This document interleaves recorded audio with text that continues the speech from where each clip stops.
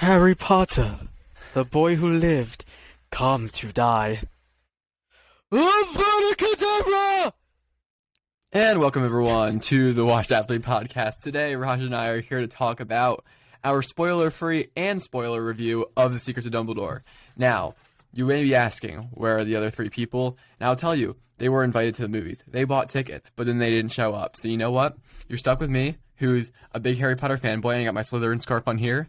And you're stuck with Raj, who knows Harry Potter, but not to the extent of other people. But you know what? We're going to make the best of what we got. We got our wand sitting over here. We're ready to go. I got this Death Eater wand that Jacob gave me. I got the Severus Snape wand. And we're out here. Listen, I left my wands at home. I didn't bring them with me to college, but we got this one here. We got the scarf. We're ready to go. So I think the way we're going to break this down is we're going to first start with giving our spoiler-free thoughts, just thoughts on the movie in general. Nothing giving it away. So if you haven't seen the movie and really don't want things spoiled, you can listen. We will give you a big warning before we head over into a spoiler review, and we will obviously cut anything out if it's too revealing. But I think general first impressions, Raj, what is your impression leaving the theater in a non-spoiler way? So, we kept seeing the critic reviews, and they're like, yeah, this movie's like, what, it's like a 3 out of 10 or something like that? Yeah, they were pretty mid reviews. Yeah, they they kind of bodied the movie with the reviews and everything, and personally, I didn't think it was that bad of a movie. Will I say it's the best thing Harry Potter has made? No. But it's not the worst. It's not as bad as Crimes Against Grindelwald. It was a solid movie, and in my opinion, I told Justin this as we were leaving. I'm like, it's a solid kind of filler movie in the 5-movie series. Yeah, basically what you get out of it is it's kind of like a filler, but it's still an enjoyable watch. Yeah, I think absolutely. I would disagree a little bit on the filler comment, but for the most part, the movie is entertaining. You see a lot of familiar faces that you want to spend time around. Obviously, the movie's about Dumbledore. So, you see a ton of Jude Law, who does a great job. I think Mads Mikkelsen, Johnny Depp, Mads Mikkelsen transition was really something that people were worrying about, but I think Mads Mikkelsen killed his role, and I'm not spoiling anything here. I think he does a better job than Johnny Depp because you believe his character more, and we'll talk about that in our spoiler review a little bit more. But the movie's enjoyable. Was the pacing maybe a little bit fast at points? Yes. Was storylines underdeveloped? Sure. But if you are a big Harry Potter fan, you're going to have a great time going to the theater to see this movie. I think it is better than Crimes of Grindelwald, and I don't think it's better than Fantastic Beasts, the first one, for many reasons. But, go watch it, especially if you like the series. And if you haven't gotten into the last couple Harry Potter movies, Fantastic Beasts, Crimes of Grindelwald, and now Secrets of Dumbledore, go see them, especially if you like the original Harry Potters, or even if you don't go get involved. They're good, entertaining movies. This movie is way more funny than Crimes of Grindelwald. There were times I was audibly laughing. So I think it's funny. I think there's decent action scenes, big reveals. I think it's an enjoyable film. Again, it's not gonna win any Grammys or whatever. It's not gonna win any awards. Grammys is for music, bud. Oh, Grammys is for music. Okay, it's not gonna win any Oscars. It's an Oscar. Yeah, Keep my wife's name out your mouth. But yeah, it's not gonna win any Oscars. It's not that quality, but it is good, and that's as much as I can say. And that was a quick 2-minute synopsis of our spoiler-free review, but I do think we want to get into spoilers. So for everyone listening right now, we are moving to a spoiler review. Everything said from now onward could contain spoilers for the movie. So if you have not seen it and you want to go see it before you listen to this, please, don't tell us we spoiled it. We've given you plenty of warnings, and we will. This is your final warning. Do not go past this point, because after this point, we will be dropping plenty of spoilers. And if you're not a Harry Potter fan and don't care about getting the movie spoiled, please stay. But if you're a Harry Potter fan and don't want the movie spoiled, exit out of Spotify, Apple Music, or YouTube, or whatever you're listening to this on. Thank you, and we'll continue. Excellent. I think we got the message clear. So now we are moving to our spoiler review. And by spoiler review, we're just going to freely talk about things that happened, things that bothered us. So I think, where do we want to start? With the good, the bad, ugly, middle? Where do we want to start with this? I think we should start with the beginning, honestly. Personally for me, that beginning scene, in all honesty, I should have rewatched Crimes of Grindelwald, because when I first saw the intro scene, I was like, I do not remember any of this happening. because like I remember sitting there, I was super confused, and I even asked you questions. I was like, wait, when did all this happen? Yeah, I mean the first right off the bat, like they start talking about the Blood Pact, right? And again, spoiler review. Dumbledore is sitting down with Grindelwald in a tea shop or a restaurant or whatever, and they are talking about like, so you are thrown instantly into it. And I think part of it is because they are trying to fix the Mads Mikkelsen and Johnny Depp. They're trying to just like to get you into Mads Mikkelsen's Grindelwald, which is vastly different.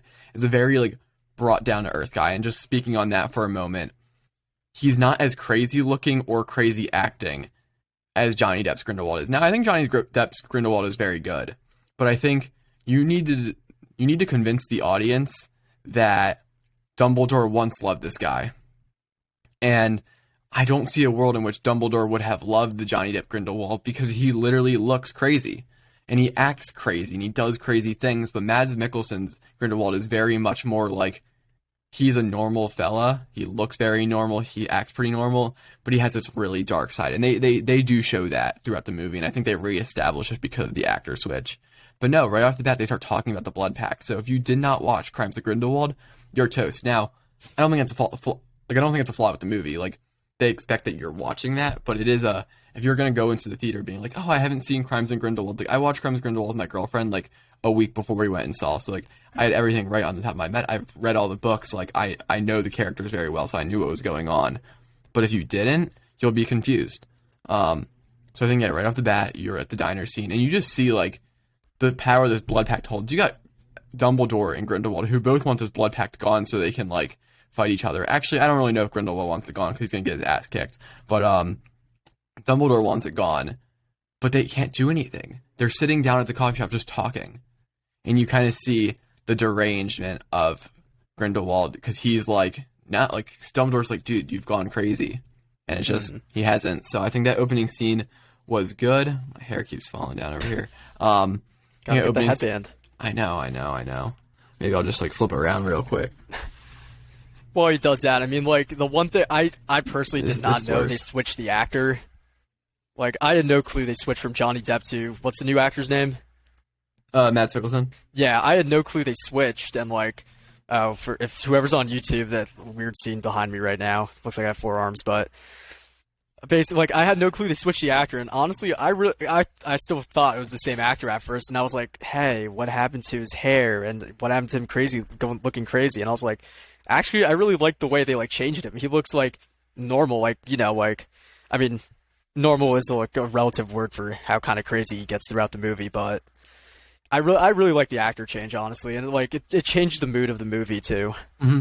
And they do spend time focusing on that. I think they have the scene where they're chasing the Chillin, which is something that's supposed to look into your soul and really like know truly if you are a good person or a bad person. And Grindelwald just outright slices its throat, like in cold blood. And like maybe they would have had that with Johnny Depp's Grindelwald, but they needed to do it with Mads Mikkelsen to show you this guy might look a little bit more normal, but he is still like cold blooded and it's lethal.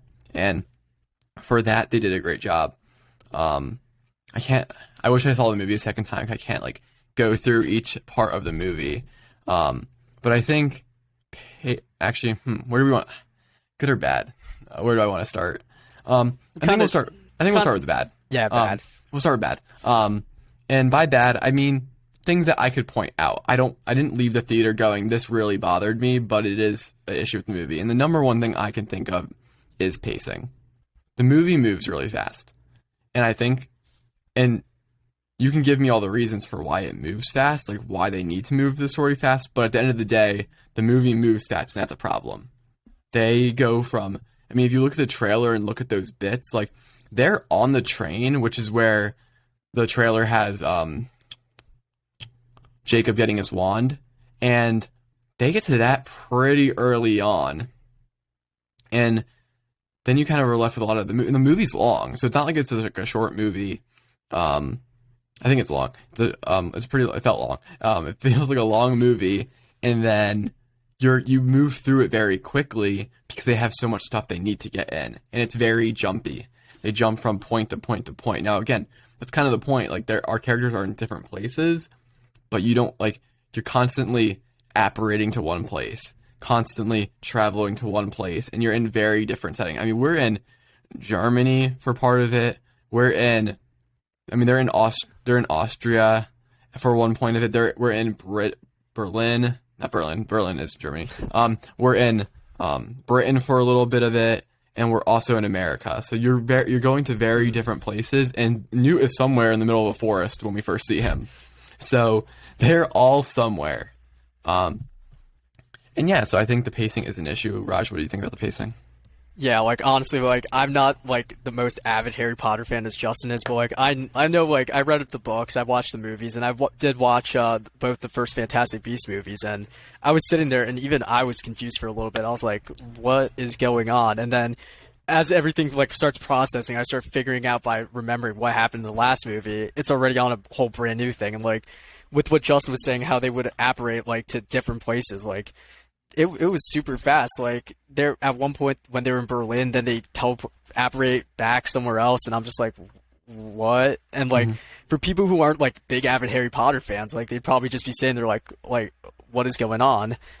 And I mean, granted, I mean the movie started out with like us not knowing where Newt was at all, but I mean that scene itself, I was still confused. I'm like, why are they killing the Chillin's mom? And wait, there's two of them? And what's the whole point behind this animal? They did explain it later on, but like, I don't know. I felt kind of lost for the first like 10, 20 minutes, but eventually it all like came back to me like halfway through the movie. I'm like, okay, this all makes sense now. Yep. And it picks off kind of where we left off. They're just credences with Grindelwald. And I mean, it's a little bit time later, but like Newt's just out there doing his thing, and Newt is getting the Chillin, which is Dumbledore sent him on this task. So it's not like Newt is just out here like looking for the Chillin and they like, oh, it happens. Like, no, Newt was on a quest, and you see instantly the stakes of the movie. Like, one of the Chillin mom dies. Newt gets stunned. He's sprawled out. I mean, Credence could have easily killed him at that point in time, but he just like didn't kill him. I mean, not like it was like bent over with him with his wand, but he just like he took the Chillin and left. But if he was ruthless, he could have easily just taken his life. And they were lucky that there was twins. And I mean, that's part of like, it's a little bit of a plot convenience, but I mean, I believe it. Like, litters usually have like multiple kids. So I'm like, I could believe that there's twins. But and it's cool. And I think I don't want to talk about the good yet. We'll stick on the bad.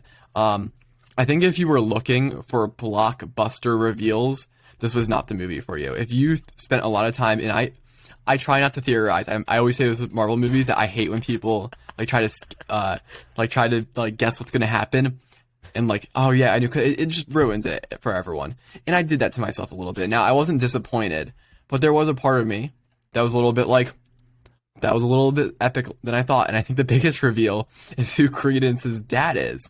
And this is a whole big deal. I had a crazy, not crazy, I mean, other people would come up with it. I just had kind of conform to the theory. I'm not going to complain. I'm like a mastermind.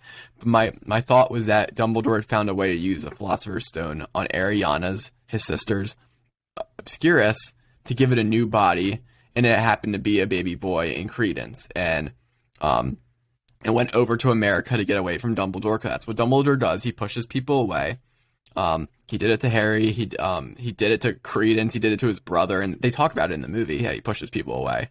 And I had thought that they were going to use Philosopher's Stone, and I thought it was going to be Dumbledore's sister. Dumbledore's sister now turned brother, and that's not what happened at all.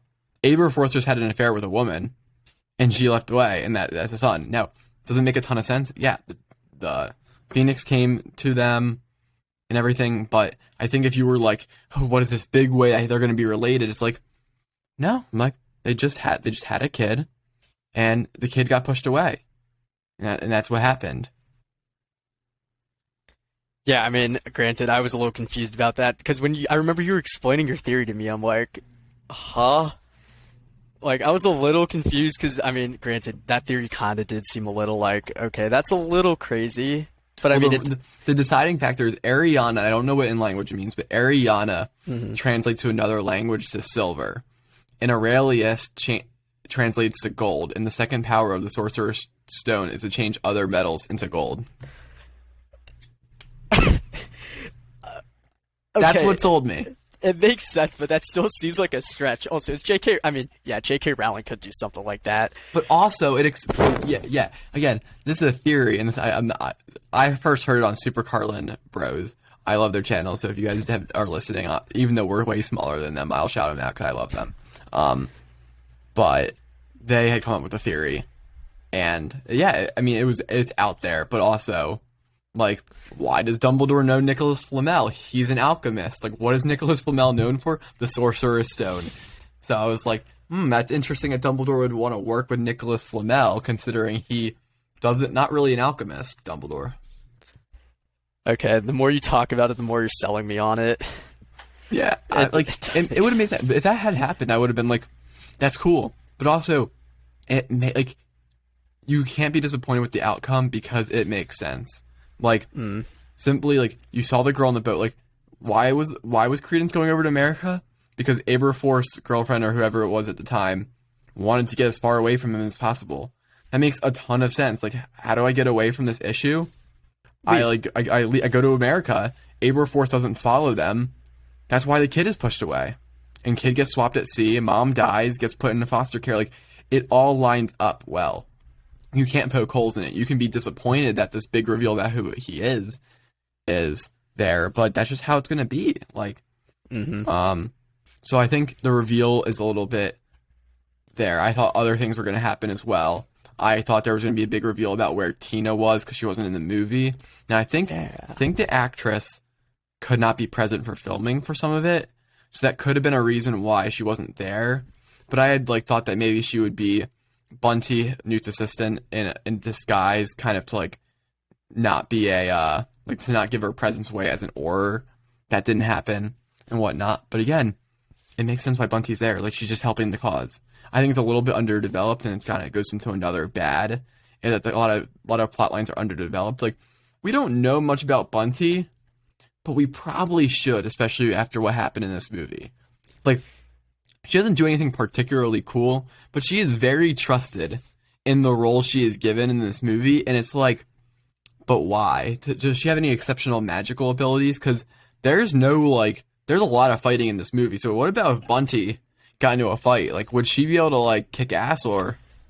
Yeah, that's the one thing. I was super confused. I'm like, where the hell is Tina at? I'm like, I had no clue about the actors or anything before coming into this movie. I was just like, they showed maybe, 2 to 3 scenes with her, and I'm like, they just basically killed off her character, or just didn't really put her in the movie. I'm like, I mean, the movie did lack with Newt's relationship with her. Like, it just didn't show it at all, besides the end. And I'm like, you know what? I'm just gonna figure this out later.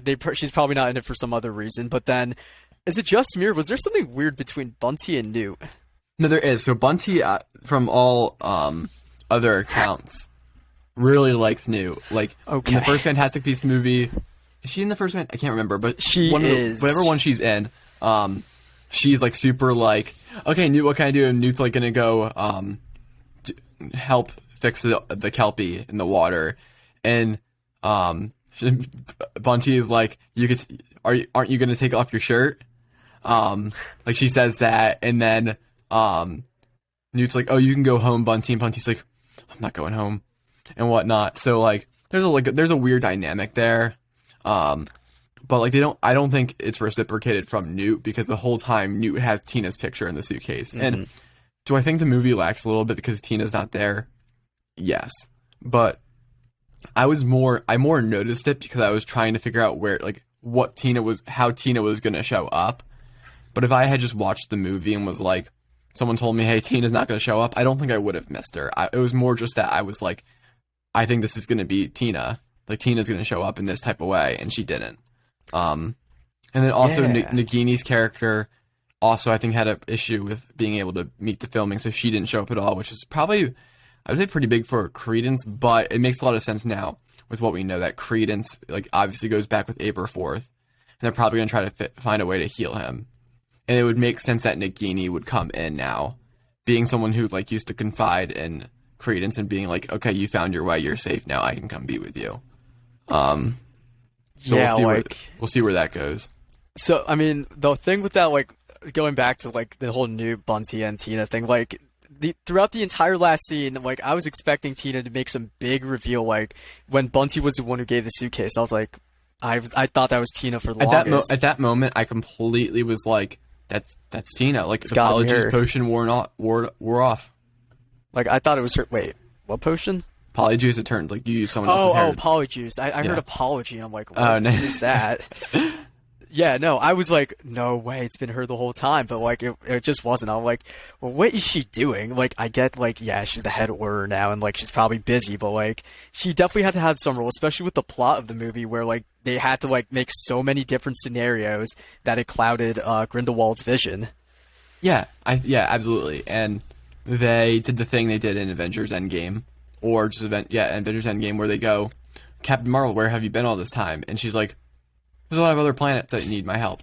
And that's what they do. They do here. They say, hey, Tina's the head order at over in America. Like, she can't come. And it's like, I think this would require Tina's help, but like I'll buy it and just not worry about it. So like, I think if you're going on like a, can I watch?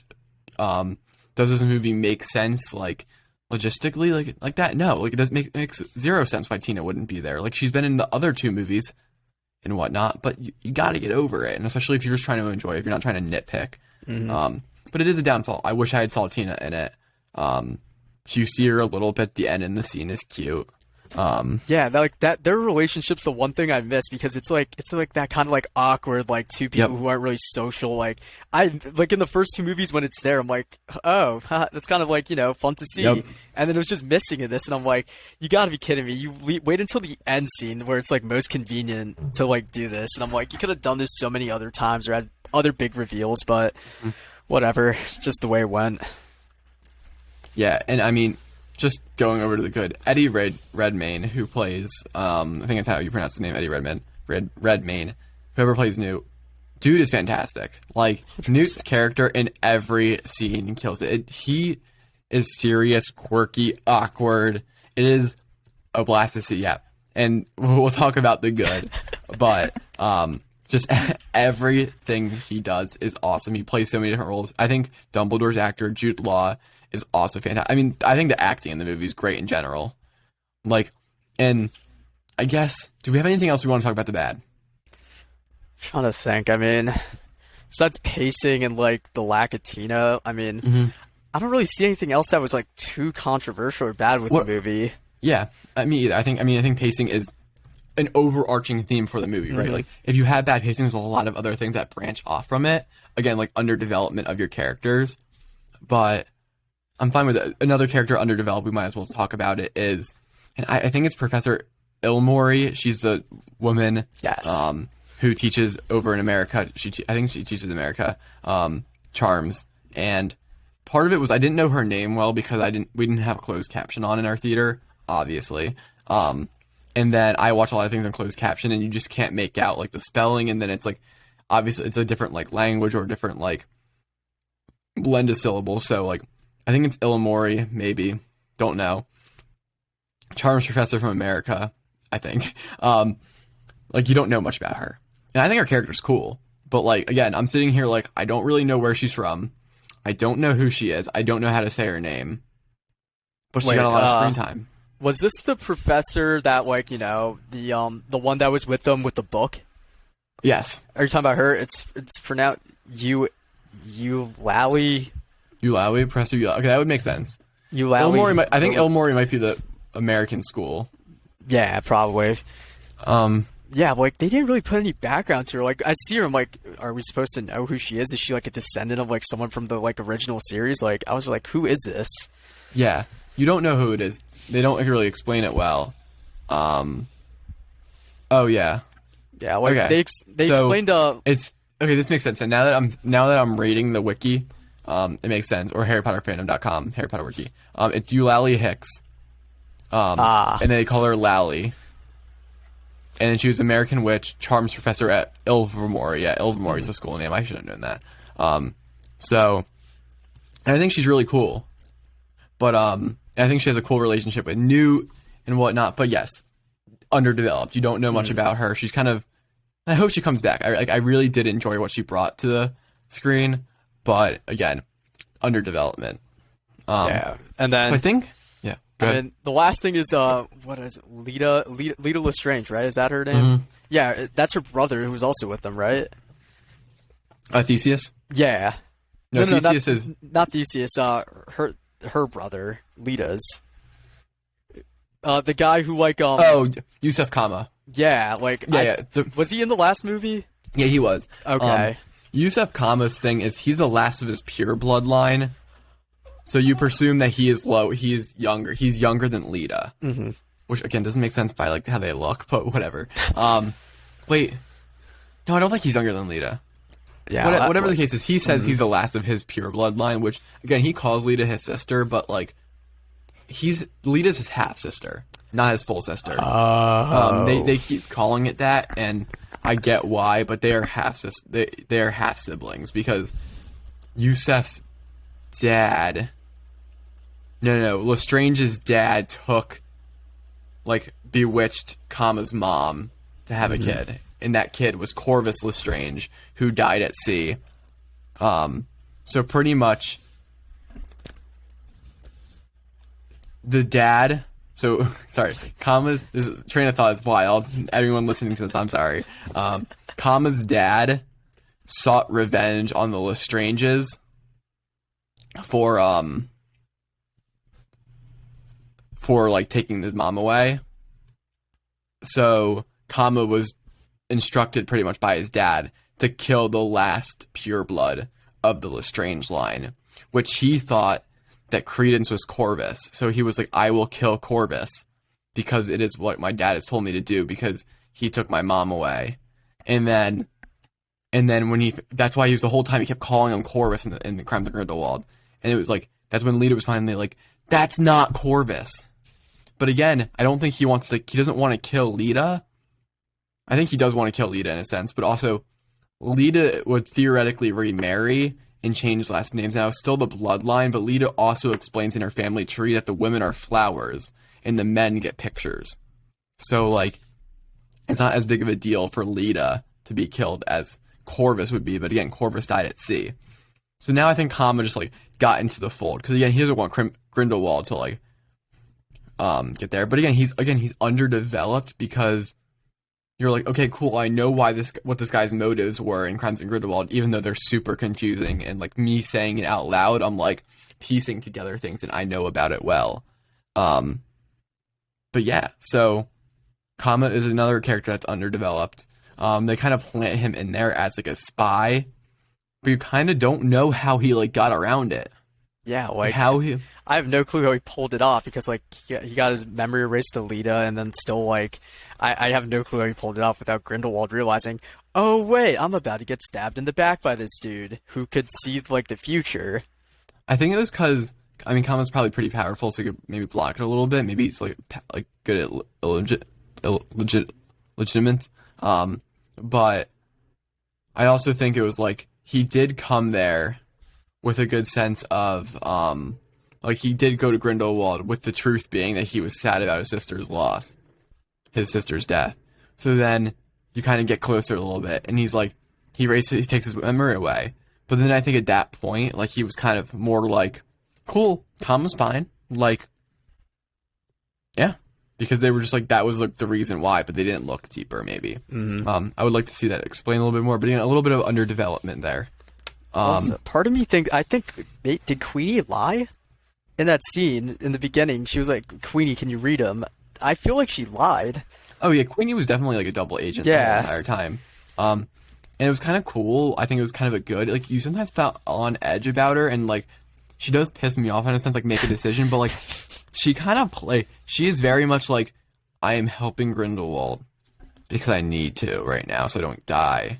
But like, I secretly know I made the wrong decision and want to get back to Jacob.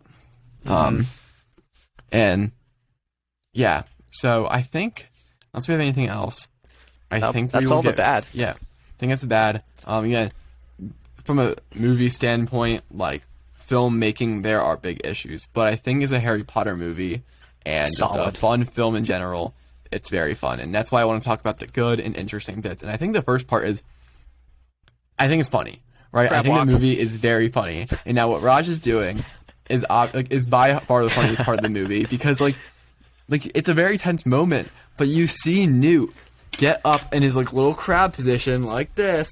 Can't put my arms out because it'll be out of frame. And he just does this. And he's swirling. It's the hip move. It's not even the hands. It's the hips. It's the hips. And his interaction with Theseus. Theseus is like, what the? And Newt is like, you need to swivel your hips. And Theseus is like, no. And they almost die. And then Theseus is like, okay. and he's like moving in the hips because he's imitating these crabs, and it's so funny. Love that and scene. There's other funny moments in the movie where you laugh. Like they have the Dumbledore saying 3 points to Hufflepuff. I think it might be 5 points. 5. He says that to 5 points to Hufflepuff. And it's just looking like it's like I got kicked out. What? Yeah. And so like it's just these very like funny things they say throughout the course of the movie. So I think it's pretty funny. Jacob is hilarious as always in it, which is just refreshing. And I also think kind of goes along by funny, but I appreciated all the callbacks like to the other movies. There's a scene where Jacob touches his neck because he's like kind of thinking he's dreaming a little bit, but it's a callback to when he got bit on the neck by Newt's animal and was like the first time they met. Like when he first stole the case and then he was like, it started this whole magic thing. Like that's why he felt the side of his neck. And I can't call them all out here, but there were just like these little things where I was like, this happened in another movie. Mm-hmm. Like this is why it's coming back now and it's cool to see. So I appreciated all of that. Man, I wish I had some of the more humor on hand because I thought the movie was quite funny. Yeah, I'm trying to remember some other funny moments because there's like, I mean, the ending with the whole wedding thing and like Newt just going like trying to read his best man speech. I thought that was a pretty good bit. Yeah. Like, you know, get a cheerful ending, and then I'm trying to think. Besides the crab walk, there was I mean, the crab walk, like, it happens in the middle of the movie, and you can't help but just, like, laugh. Smile. It's like this tense moment, and then you see Newt going, let's go, Theseus. Mm-hmm. And I thought what was a good thing, and I know some people have issues, is they feel like these movies are Harry Potter, and we have to throw some magical beasts in there. But I like the way they're incorporated into this movie. I think they were incorporated a little bit rougher in The Crimes of Grindelwald, but I like the way they were incorporated in this movie. I totally buy that there are scorpions in that dungeon and that Newt knows how to get around them. I completely buy that this Chillin, who's they're magical creatures, of course they're going to have weird abilities. I totally buy that they would have used this animal to, like, pick leaders back in the day. Like, that's what people did all the time back in the day. They like looked up to like God and like look up to these other figures to make the decision for them. So like it makes sense that they would use the Chillin. Pickett is Newt's little like branch dude. I used to know the name of the species. I forgot the name of the species. But are there a Bronwickle, something like that? I wouldn't know. Bowtrickle. Bowtrickle? That sounds so. right.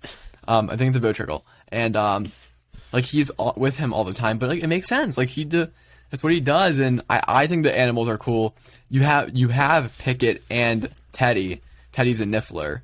They get their own little like escape arc, which is like really cool because like you see that like Teddy is like cannot resist the gold. There's a scene where he's like jumping to go. It looks like he's about to go save him.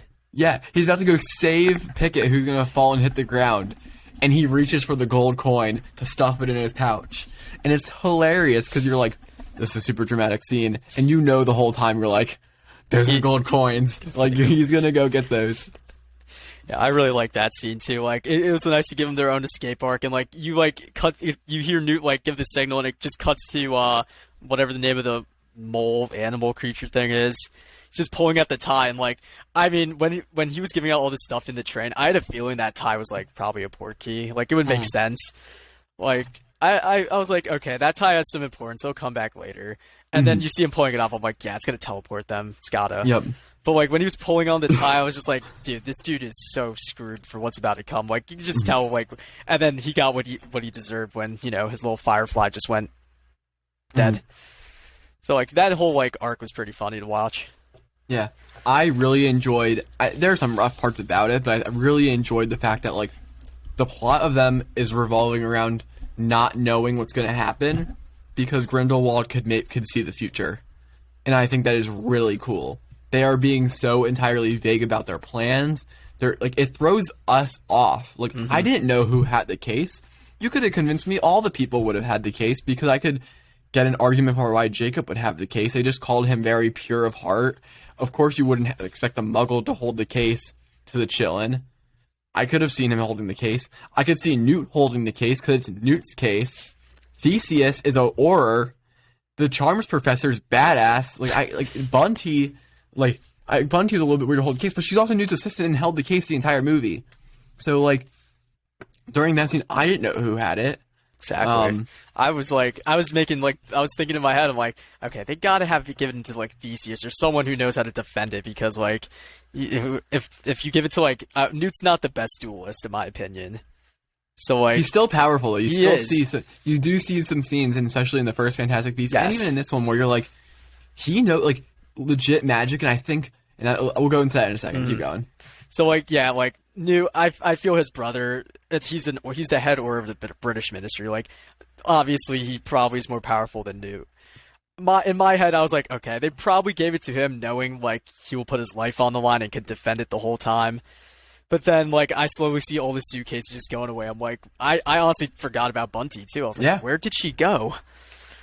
Yeah, and you see for a moment, it's really cool where they lose. And everyone thinks they lose. Like, it's not like everyone's like, don't worry, Bunty's got this. Like, when Newt's case goes away, they pretty much thought they lost and that Grindelwald had taken over.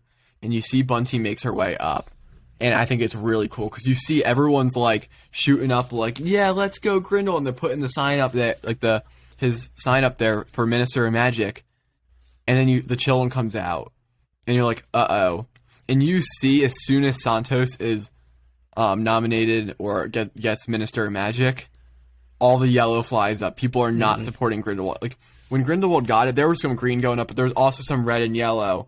And as soon as Santos gets it, you see pure yellow going up. People are running away, and Grindelwald I think this is where Grindelwald knows he's lost. Like, I think the next two movies are very heavily going to be in the hero's direction. They're not like, these first two movies are kind of like, oh man, the heroes are really catching up to like Credence and Grindelwald. Like, they're one step behind. Like, Graves, who Grindelwald is posing as in the first movie, like, he's deceived everyone. No one even knew he was Grindelwald. He gets captured, but like, then in Crimes of Grindelwald, he escapes and he's creating fear through everything, and he's able to convince Credence to come to his side. In this movie, he literally wins the Minister of Magic election. He's in control of everything. And he loses that. And now that he loses that, and the blood pact is broken, you will see in the next movie, it is going to keep until finally, what we presume the fifth movie to be the big infamous duel between Dumbledore and Grindelwald, which I don't know if it's going to be a duel. That's my prediction, but interesting. I remember telling you, I'm like, I feel like in this movie there's going to be at least one duel between Dumbledore and Grindelwald. There has to be, because they need to break the blood bond somehow.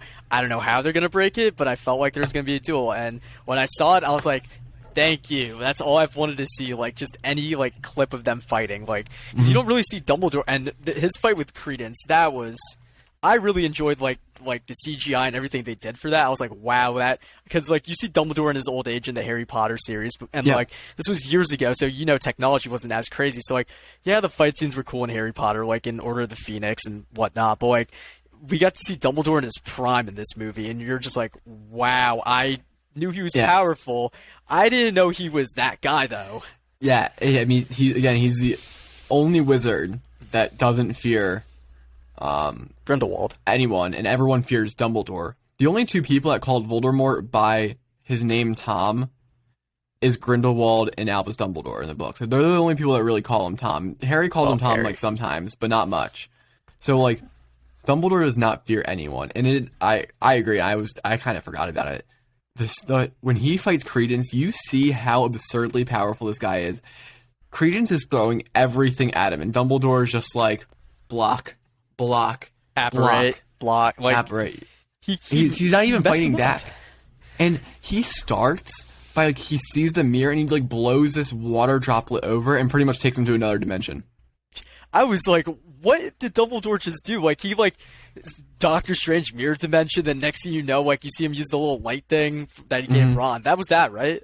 It's a Luminary, yeah. Yeah, he used that thing, and I'm just like, it was like a combo of Doctor Strange using the mirror dimension and like a Pokemon using Trick Room. Like, I was like, what is going on? This dude is like, he is probably one of the best wizards to have ever lived. Yeah, absolutely. And like, we don't get the explanation for about the whole mirror thing, which I hope we do get it, because like, is it a mirror verse? Is it just like happening in there? Like, who knows what it truly is? But assuming this fight was really, got taken to a different dimension. I mean, all the signs are flipped, it looks like, when you look at it. So like, it does look like it's a different, like a mirror of their world, and I believe it would be a mirror because like the way they come up from the ground, they come up like through that, like flip over, and it makes sense to me. It's that way. But he just like, he takes it to another dimension. He's blocking the spell. He pulls all like the dark energy out of Credence, talks to him for like a few minutes, and then he's like, you can have it back. And that's what convinces Credence. He sees for 1 minute what Dumbledore is saying without the hate in his body, and he's like, he's got a point.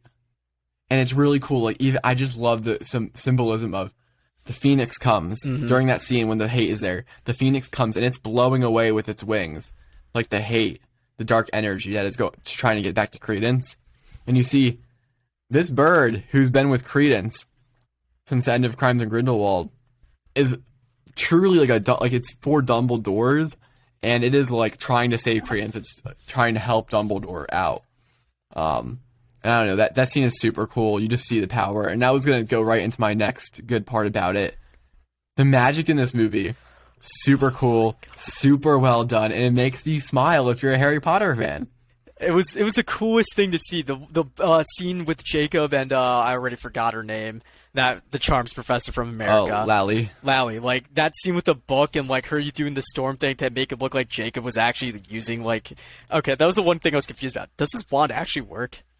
It doesn't, No. right? Okay. I was thinking, I'm like, okay, there's no way they gave him. There's no way he could use it. But like that entire sequence was like, I was like, wow. I was blown away by like how well made it was. Yeah, and they. Bless you. They have what? Bless you. Thank you. And they have they just have a lot of cool magic, and I mean, some of it is kind of like, I don't know where this came from. Like I was saying, like the only ways we know how to block a killing curse was nothing until the ancient magic lily Evans used to save Harry Potter when Voldemort came and killed him, and then when we saw Aberforth and Dumbledore's wands combined to block the killing curse, which I don't know if it was like it was an act out of love, or if it was just that like, 2 protection curses combined was enough to save the killing curse. I would like to go with that. I'm not really like, I appreciate all the sentiments of like love has in Harry Potter, and I'm all on board with some of them, but I'm like, don't really know if I need the act of love block that killing curse there, or more just like just 2 powerful wizards with 2 powerful protection charms that met together at the same time and we were able to block it. Like that would make sense to me. Yeah, 100%. And like when I saw that, I'm like, did they just block that? Because I am a pretty decently big Harry Potter fan. I know like the only time it's ever been blocked was when Lily used like whatever like charm or like love or whatever it was. Yeah. And I was like, I thought that was the only time you could ever block it, because besides that, you saw Sirius get his pack smoked. You saw both his dad and anyone who's gotten hit by it. Yeah, it's called it's an unblockable spell. Like people just don't like. It's not often like you can like shoot a spell at it, I think, but like you can't just like it doesn't like your wizards will go like this to block spells. You can't just do that with the killing curse. So it was super cool to see. Like I mean, when you saw the killing curse going to Credence, I was like, oh, he's done for. And you see the streams of come together and the blood pact, and as soon as that blood pact breaks, you see Dumbledore, and instantly it clicks. It is instant like fight. It's like let's go. They both realize they're in that little like, I don't know. I'm gonna call it the spirit realm because I don't know what else to call that little like. Well, because Dumbledore, the same drop thing happens, right? It goes over to Grindelwald, and then you're just like, here we go. That fight, seeing both of them battle, I was like, wow. I just love seeing like good Harry Potter duels like that, and just seeing Dumbledore go all out. I was kind of fangirling a little bit. I'll admit it. I was like, wow, that was amazing to watch, because like the one thing I will admit Harry Potter kind of does lack in the series is any crazy big duels. Like early on, I understand they're like, they're still learning, but later on, like they did get better. This duel was probably like, it was not even that long, and it was really good to watch. Yeah, and it like, but even the whole time you're like, Dumbledore doesn't look like he's trying, and like you see, I don't think he was. I'm really interested to see what happens with some later duels that we might see, and even the Harry Potter world as a whole, whether there are going to be TV shows and other movies that come out in the later two in this series, will be how do the duels look, because there's not really that many cool duels and the other movies, and they definitely get away with it a lot. They like do the wand connection thing a lot to try, and I don't really think everyone has twin cores like that, so they kind of just use it a lot for like convenience. Because even Dumbledore and Grindelwald had their like wands meet, and whatnot. But I'm interested to see what they look like, because I think the Dumbledore and Voldemort duel in the Ministry of Magic and Order of the Phoenix is super cool, and it is awesome. But it also uses a lot more like water, and they aren't really apparating around as much. Mm-mm. But you see with the technology, they apparate a lot more now. But these duels again are very much more fast paced, blocking and whatnot. So it's really cool to see. And it makes me excited to be like, if there is a final duel, which I don't know if there will be, but if there is, what is it going to look like? Well, we know Dumbledore's gonna win, but like Dumbledore wins. It's gonna be a very cool duel to watch. Like I feel like it's not gonna be like a quick duel. It's gonna be like drawn out probably for a while, and like I think it's gonna be a combination of multiple things. Like maybe Dumbledore, there's gonna be a point where Dumbledore looks like he's about to lose, and then someone helps him, or like something's gonna happen. And it's gonna be one of those longer duels. Mm-hmm. Like I want to say it might parallel the Harry versus Voldemort duel, where like you see Harry's kind of like getting bodied, and then Nagini dies, and then it's like back on Harry's side. Like I feel like it's gonna go back and forth between them a lot, and then Dumbledore comes out on top. Yeah. Well, what's really cool is like Dumbledore is losing. Like his wand is almost all the way pushed back, but he doesn't even look panicked. He just kind of like dials in a little bit, and he kind of just like he just like literally like just kind of like pushes a little bit forward and just drives Grindelwald all the way back. Yeah, and then like that combo where like they kept apparating and like blocking super close. I'm like how? Because you don't see this in the original movies. And it was so cool. Like I know they're not swords, but to see them like blocking like that and whatnot, I was like, that is like this is a weapon that shoots things out of it, and I've seen people use it to cut throats before. Like it makes sense that if you got close to someone, that you'd go like that. And you can also, there's spells where like you can take people's memory out, and whatnot. So like I mean, Hagrid grew a tail on someone, so it's very plausible that like wizards would want to get up close and personal, that they wouldn't just like sit around like casting from far away. So like, I thought it was really cool to see them get close and do some blocking and to do some like of that kind of. I thought it was super rad, and like we hadn't seen it before. And again, the Charms Professor did some super cool things. I thought all the Pages stuff looked good. And I'm not a big CGI person in terms of like, I don't notice when CGI is really bad all the time, but it just looked good. Yeah, that's where we get Peter to come in for the CGI. Yeah, Peter is always critiquing CGI, but like I didn't notice anything wrong with CGI. I never was like, that scene looks bad. It was good. Everything looked really well done. Yeah, like I'm trying to think what other CGI moments there were. I mean, watching the crab walk, it didn't look weird at all. Like the creatures actually look like they're meant to be there. The Pages were good. All the duels were good.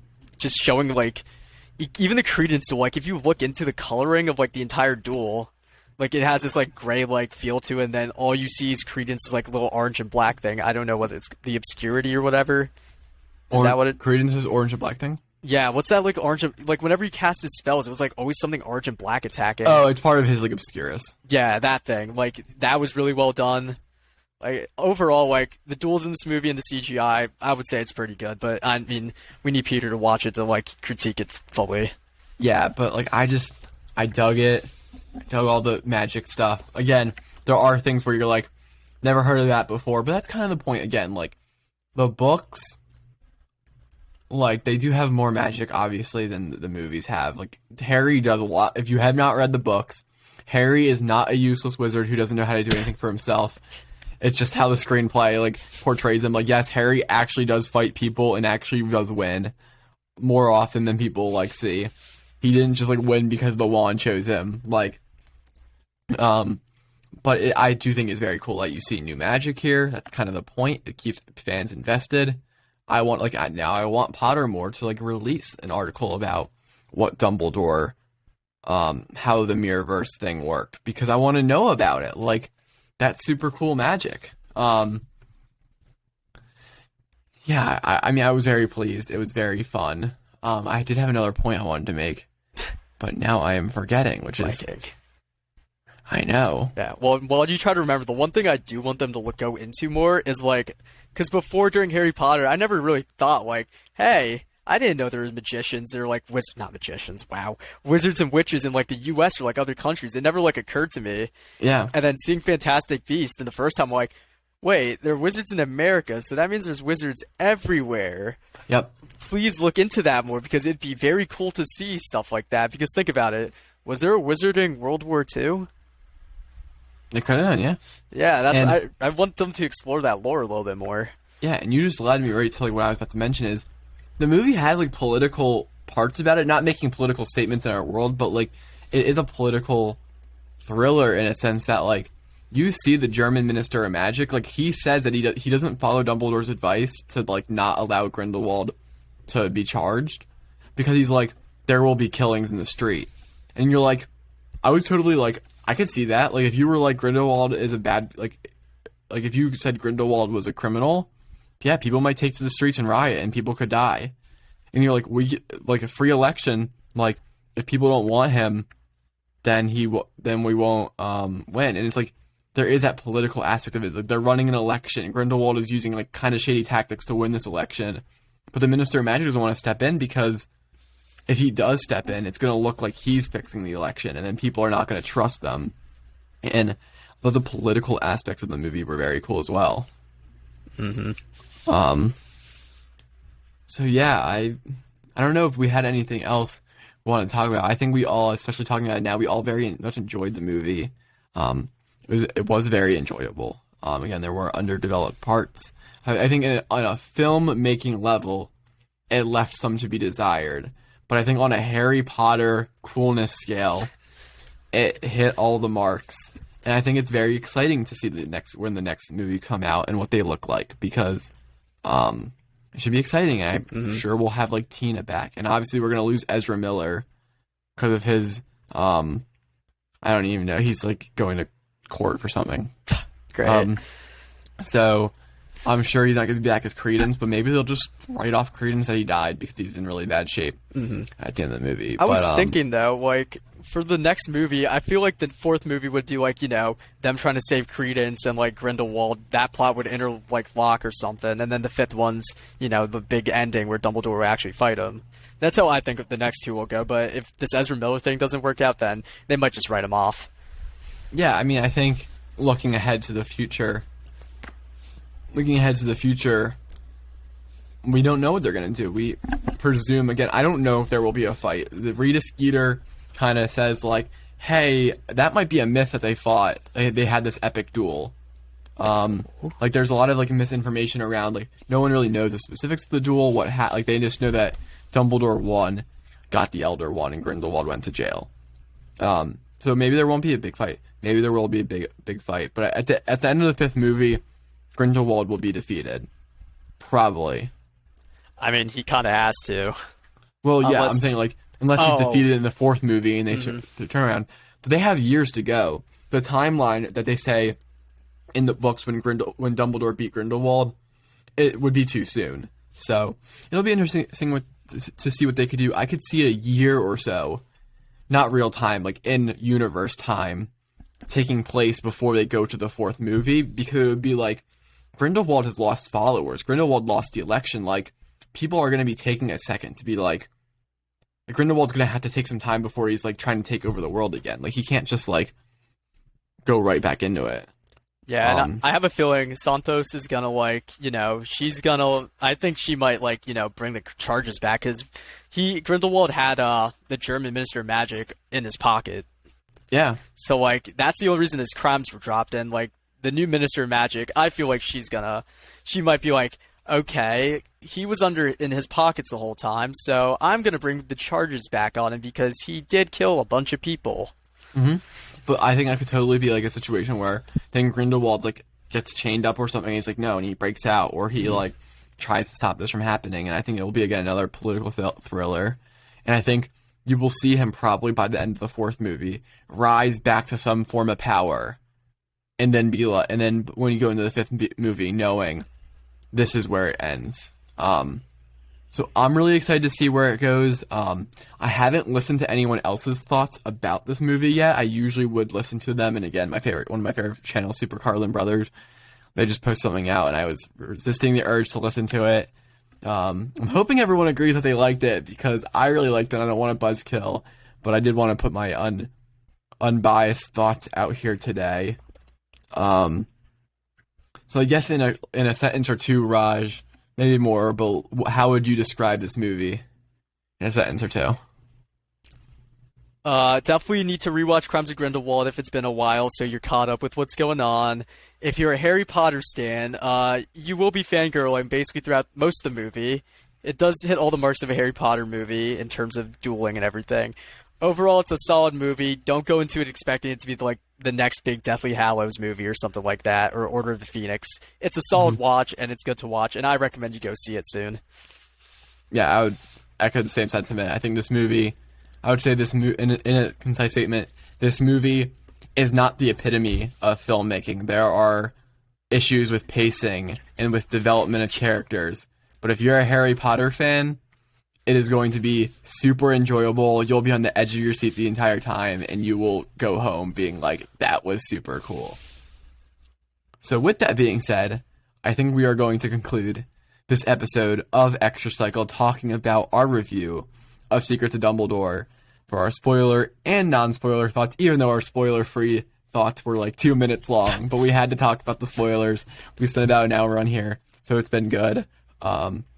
We will see you guys next time. If you have not seen episode 13 of the podcast, Now in Color, I recommend go watching it. It's a pretty good episode. This will probably come out a day or two after that, so if you haven't watched it, that means you should go back and watch our first episode in person on the video. And again, we are here today, and we're happy to be here. So Raj, guess we will depart here. Thanks everyone for listening, and have a good one. My name is Raj. You're watching Disney Channel. Bum bum ba bum.